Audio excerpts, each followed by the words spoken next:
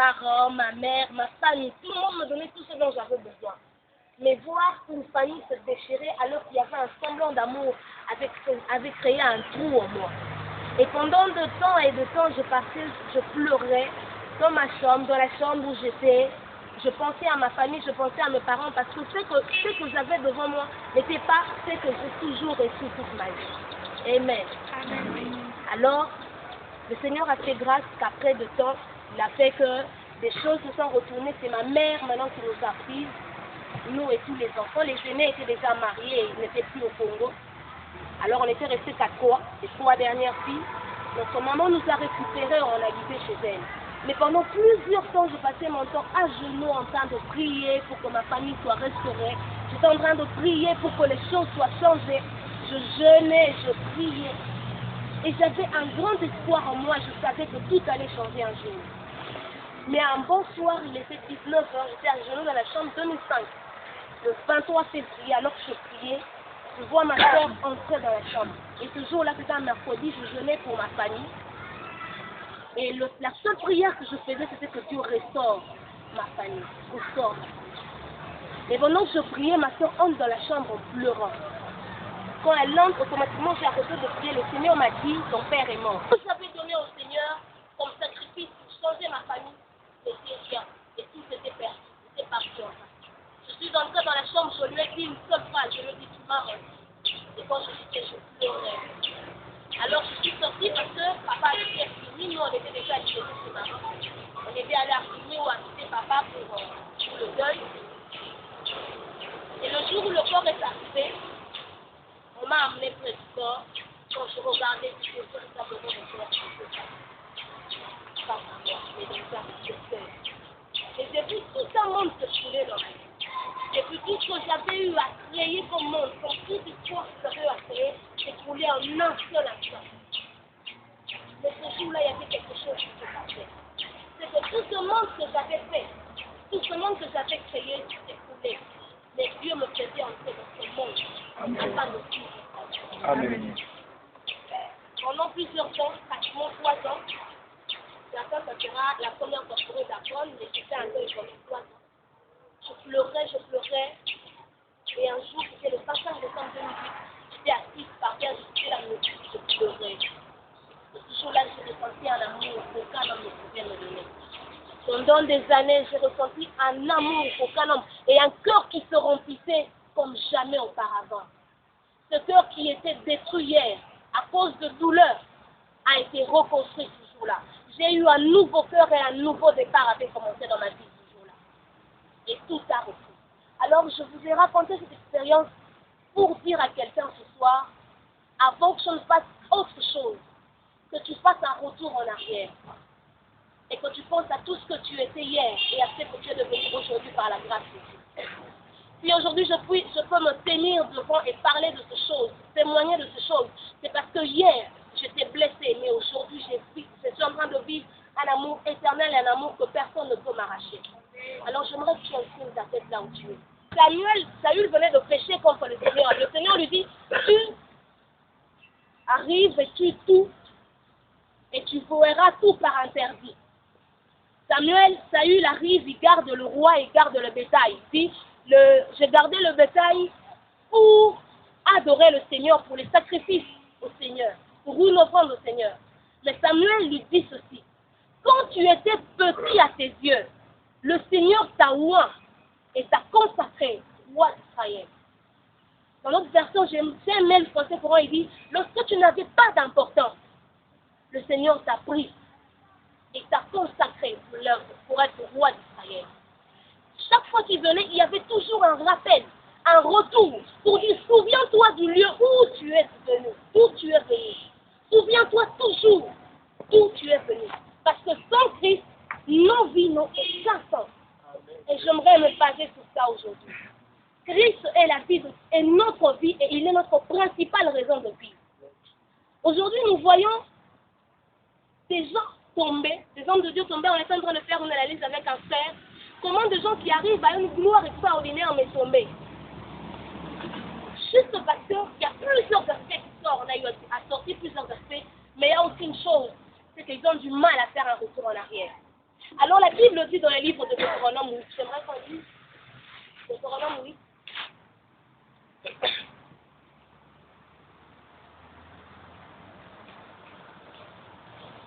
Deutéronome 8 à partir du verset 6. La Bible nous dit ceci. Lorsque tu mangeras et tu te rassasieras, tu béniras l'Éternel ton Dieu pour le bon pays qu'il t'a donné. Garde-toi d'oublier l'Éternel ton Dieu, au point de ne pas observer ses commandements, ses ordonnances et ses lois que je te prescris aujourd'hui. Lorsque tu mangeras et tu te rassasieras, lorsque tu bâtiras et habiteras des belles maisons, lorsque tu verras multiplier ton gros et ton menu bétail, s'augmenter ton argent et ton or, et s'accroître tout ce qui est à toi, prends garde que ton cœur ne s'enfle, et que tu n'oublies l'Éternel ton Dieu, qui t'a fait sortir du pays d'Égypte, de la maison de servitude, qui t'a fait marcher dans ce grand et affreux désert, où il y avait des serpents brûlants et des scorpions dans les lieux arides et sans eau, et qui a fait jaillir pour toi de l'eau du rocher le plus dur, qui t'a fait manger dans le désert la manne inconnue à tes pères, afin de t'humilier et de t'éprouver, pour te faire ensuite du bien. Garde-toi de dire en ton cœur, ma force et la puissance de ma main m'ont acquis de richesse. Souviens-toi de l'Éternel ton Dieu, car c'est lui qui te donnera de la force pour les acquérir, afin de confirmer, comme il le fait aujourd'hui, son alliance qu'il a juré à ses pères. En lisant ce passage, il y a un mot qui revient à chaque instant. Souviens-toi, souviens-toi. Il y a un rappel, il y a toujours un rappel. Et ce que j'aime avec le peuple d'Israël, c'est qu'il dit toujours cette promesse qu'il a faite à nos pères. À chaque fois qu'il y avait un message qui était libéré, une alliance, on parlait toujours de l'alliance faite à Abraham. Il y avait toujours un retour au passé, un retour aux origines. Mais ce que j'aime dans ce passage, la suite, il dit, mais si tu t'enfles d'orgueil, si tu oublies l'Éternel ton Dieu, tu périras, comme le Seigneur fait périr toutes les nations devant toi. Alors ce soir, je veux parler d'un thème. Mon thème est retournons à nos origines. Amen. Retournons à l'origine. C'est là que tout a commencé. Aujourd'hui, nous voyons des gens et nous nous posons beaucoup de questions. On se dit, pourquoi l'église du Congo n'avance pas? On se dit, pourquoi l'église du Congo, alors que nous avons le même Seigneur avec les Nigériens, alors que nous avons le même Seigneur avec les Américains, mais il n'y a pas une évolution, il n'y a pas de changement concret. Juste parce que l'origine n'a pas été connue, juste parce que l'origine n'a pas été mise sur place, juste parce que les gens n'ont pas connu les bases et les fondements de ceux qui ont commencé au début. Amen. Je vous sens trop fort. Nous allons lire les Écritures. Néhémie, premièrement, je vais lire ce passage directement.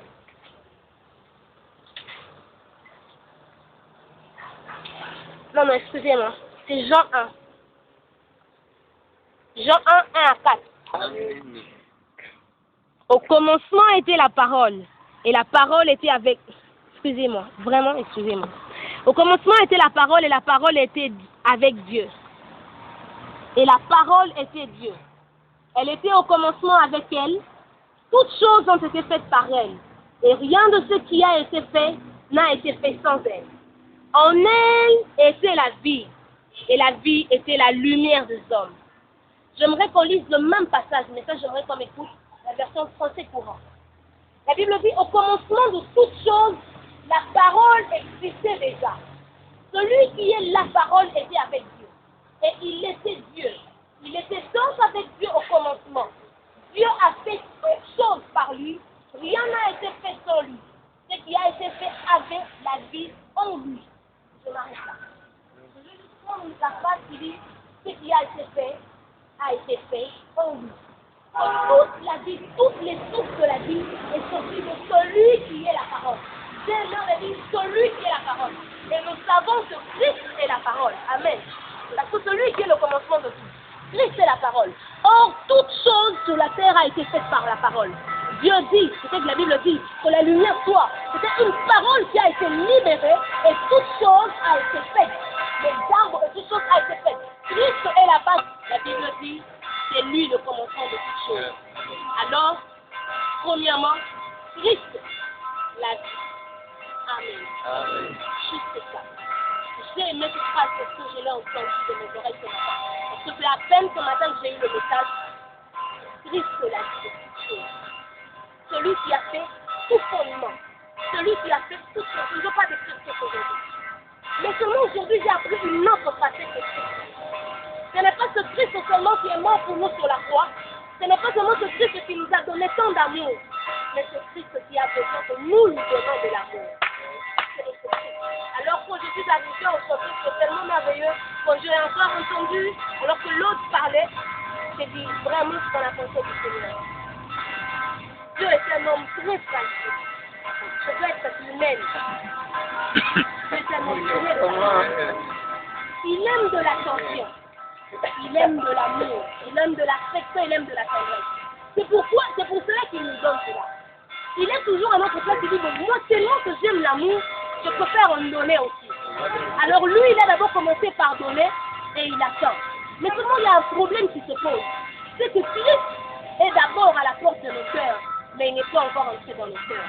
Je m'explique. Apocalypse 3, 20. Je veux vraiment lire, je ne sais pas comment faire. Écoutez-moi seulement. Car, Apocalypse 3, 20.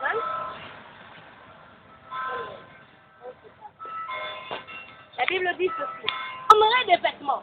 D'abord, il a commencé par exposer l'église de la Odyssée. Il a dit, vous êtes misérables. Et vous dites que je peux. Or, vous êtes incapable de faire quoi que ce soit parce que c'est moi qui contiens tout. Mais ce que j'aime, c'est qu'il se tient quand même à la porte de l'église de la Odyssée. Il dit, je souperai avec lui. Or, tous nous savons que le souper, c'est le repas du soir. Yes. Amen. Tous nous savons que le souper, c'est le repas du soir. Alors, il dit dans Ésaïe le chapitre 21, à partir du verset 11, il dit, veilleur, quand les de la nuit. Ça, je lis avec la version française courant, il dit, le jour vient, mais c'est encore la nuit. Lorsqu'on a posé la question veilleur, il était en train exactement de donner l'image présente. Il répondait exactement à ce qui se passait dans le temps. C'était le temps. Il a parlé de la nuit. Et nous savons tous que nous sommes au soir du monde. Et que c'est en ce soir du monde que le Messie est en train de frapper à la porte de la Odyssée. Et il veut entrer. Il dit, je mangerai avec toi. Je souperai avec lui et lui avec moi. Et là, on sort de là l'intimité. Juste deux personnes. Ce passage, je veux l'associer à un passage. Le livre de Cantique. Cantique de Cantique. 5. La Bible dit, à partir du verset 2, j'étais endormi, mais mon cœur veillait. C'est la voix de mon bien-aimé qui parle. Ouvre-moi, ma soeur, mon amie, ma colombe, ma parfaite, car ma tête est couverte de rosée. Mes boucles sont pleines de rosée de la nuit. Amen. Les boucles sont pleines. Et là, maintenant, on parle d'une nuit. Le bien-aimé était hors de la porte. Et il frappait. Il a dit, en ce nuit, ma tête est pleine de gouttes de la nuit, de la rosée. Ouvre-moi, je frappe à ta porte. Ce soir, Dieu dit, je suis déjà là. J'attends que tu répondes à l'amour. Et là, je ne dis pas répondre à l'amour en le recevant, mais en l'aimant sérieusement. En devenant tellement ivre de lui, que lorsque tu peux passer une seule journée sans seulement entendre sa voix. Une fois, je me suis posé la question, je me suis dit, Seigneur, qu'est-ce que je fais? Ai-je péché? Je me sentais tellement seule. J'avais tellement besoin de son affection. À chaque fois qu'il est à côté de moi, je me sens aussi. Alors c'est de cet amour qu'il attend de toi. Que tu l'aimes tellement profondément. Et qu'il devienne ta seule et ton unique raison de vivre en ce temps du soir. Et la vie de toutes choses. Mais l'amour doit remplir mon cœur afin d'être des bons ouvriers. Nous sommes les ouvriers de la dernière heure, n'est-ce pas? Alors que nous sommes en train de préparer tous le retour du Christ. Nous devons apprendre à aimer Dieu. Parce qu'en aimant Dieu, nous pouvons facilement déverser de l'amour et donner aux autres. Parce qu'en aimant Dieu, nous pouvons facilement faire son œuvre et nous pouvons facilement accomplir.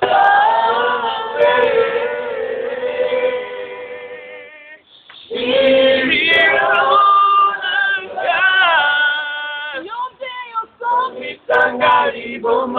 misanga twa mokili Shilonanga.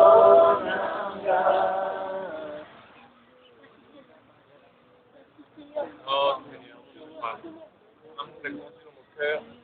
Vis cet amour avec vous. Yonde okomisanga, liboma, namisanga twa mokili Shilonanga. Yonde okomisanga liboma, namisanga twa mokili Shilonanga. Alors j'ai aimé ce que la femme a fait. Cette femme qui parle de son bien-aimé dans le livre de Cantique de Cantique. Elle dit ici, lorsque le bien-aimé est parti, elle est sortie. Alors elle a dit, elle est toujours dans le Cantique de Cantique, le livre de Cantique, à partir du verset 8. Elle dit, je vous en conjure, filles de Jérusalem, si vous trouvez mon bien-aimé, que lui direz-vous que je suis malade d'amour. Qu'a ton bien-aimé de plus qu'un autre, ou la plus belle de femmes, qu'a ton bien-aimé de plus qu'un autre, pour que tu nous conjures ainsi. Mon bien-aimé est blanc de vermeil. Il se distingue entre 10 000. Sa tête est de l'or pur. Ses boucles sont flottantes, noires comme le corbeau. Ses yeux sont comme des colombes au bord de ruisseaux, se baignant dans le lait, reposant au sein de l'abondance.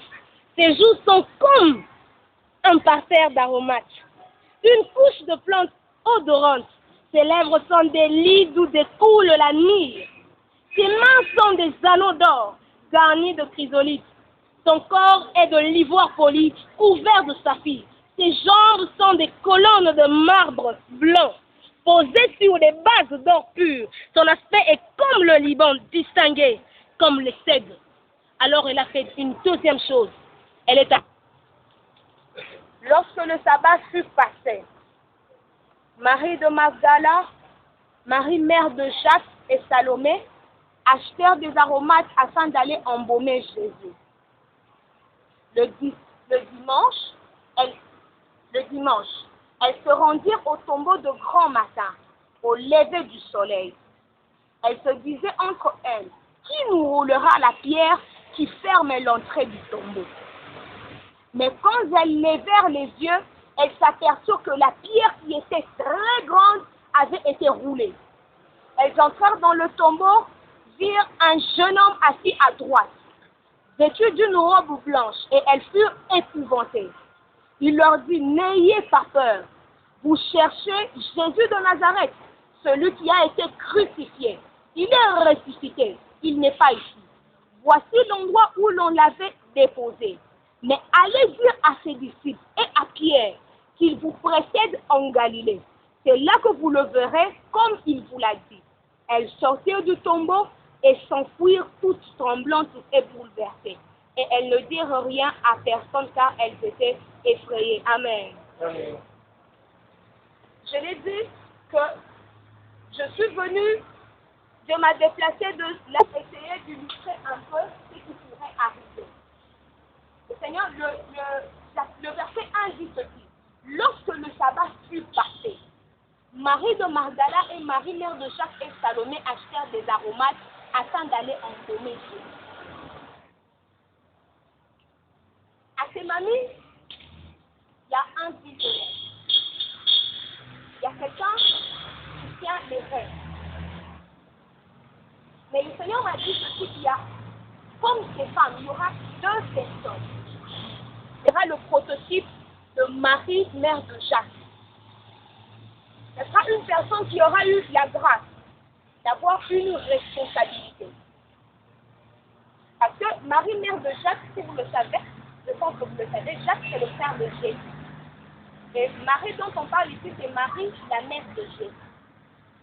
Cette femme a eu la grâce de porter le Messie en son sein. Dieu lui a accordé une responsabilité de donner à l'humanité tout entière le Messie. Elle avait une charge lourde elle devait se tenir d'une certaine manière afin de garder la semence qu'elle avait reçue. Parce qu'au travers d'elle, elle le dit même quand elle chante, elle dit « Tout le monde entier m'appellera bien-aimé ». Il y a un jeune homme ici à Sémanie que le Seigneur va élever. Il aura une lourde responsabilité. À part ce jeune homme, il y a un autre jeune homme. Ce jeune homme-là est le prototype de Marie de Magdala. Marie de Magdala, lorsque vous lisez la Bible, on dit Jésus a chassé en elle 7 démons. C'est une femme qui a eu la grâce de rencontrer le Messie quelque part. Elle a eu la grâce de rencontrer le Seigneur et plus jamais elle n'est retournée en arrière. Elle l'a suivi jusqu'au point de le suivre à la tombe. Ce deuxième jeune homme-là est le prototype de Marie de Magdala. Maintenant, qu'est-ce qui va arriver? J'aimerais qu'on puisse bien saisir cela. J'ai dit que Sémanie, c'est une famille. C'est une maison, c'est une famille. La Bible dit que c'est lorsque le sabbat était passé. Et le sabbat, c'est l'image du repos. Ce n'est pas l'image, c'est le repos. Sémanie, bien qu'il y a eu tout ce qu'il peut avoir et des difficultés, je crois l'homme de Dieu vient de dire, il est venu, il a dit qu'il n'y a pas d'argent. Mais Sémanie était dans un temps de repos.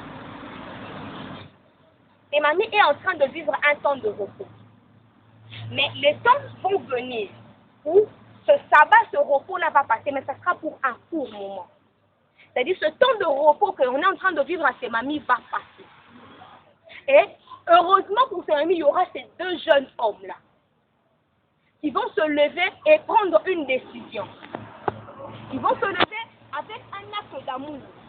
J'ai lu le commentaire, on dit le fait d'aller avec les aromates dans la tombe, c'est comme aujourd'hui les gens vont avec des fleurs dans une tombe.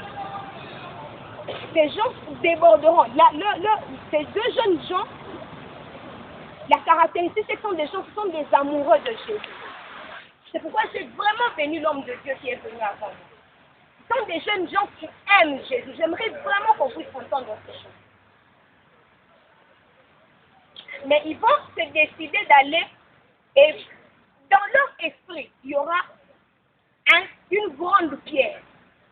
La Bible dit que c'était une très grande pierre. Dans la marche à Sémanie, il va y avoir un certain moment qu'il y aura une très grande pierre. Et cette pierre-là aura du mal à être roulée parce qu'elle est une grande pierre. Qu'est-ce que je veux dire par là? Ces femmes étaient des humaines. Bien qu'elles ayant l'amour, étant remplies de l'amour de Christ, elles étaient incapables de rouler la pierre.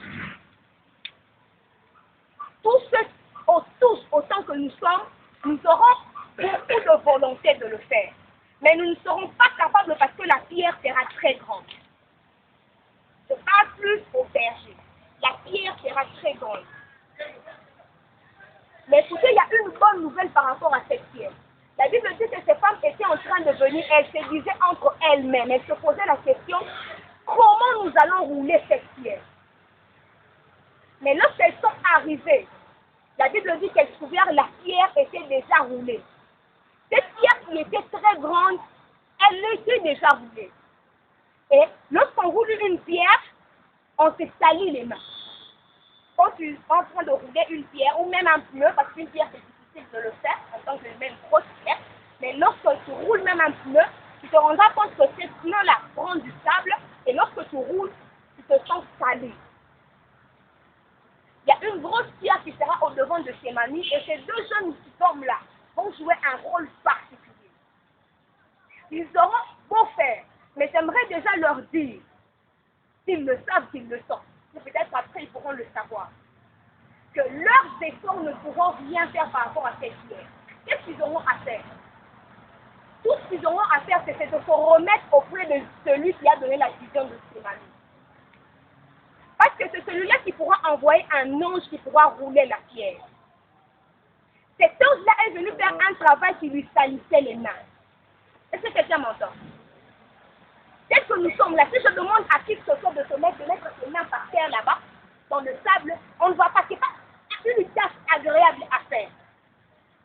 Mais vous verrez que ces deux jeunes gens-là seront en train de tenir ces manies, mais les choses vont se passer d'une manière qu'on ne pourra pas comprendre, mais ça sera une visitation angélique par rapport à ôter la pierre. Amen. Que la famille Semami entende ces choses. Yes. Parce que je n'aimerais pas que lorsque nous verrons ces choses arriver, que nous soyons comme des gens n'ayant pas connu, n'ayant pas été informés. La Bible dit, mon peuple périt par manque de connaissance. Et aujourd'hui, Semami est en train d'avoir la connaissance et l'information. J'aimerais pas que nous puissions agir comme des insensés, comme étant des gens qui ne connaissent pas, qui n'ont pas été avisés par ce qui devait arriver. Je ne connais pas la nature de la chose, mais je le dis. C'est-à-dire, après moi, quel que soit ce qui va se passer, je ne connais pas le temps, le timing, je ne le connais pas. Mais j'aimerais qu'à travers ces choses, que chaque personne, chaque membre de la famille Semami se retrouve à juste telle une personne qui a été informée. Alléluia. Amen. J'aime bien donner cet exemple-là. On peut avoir, dans l'exemple de l'argent, 10 000 $.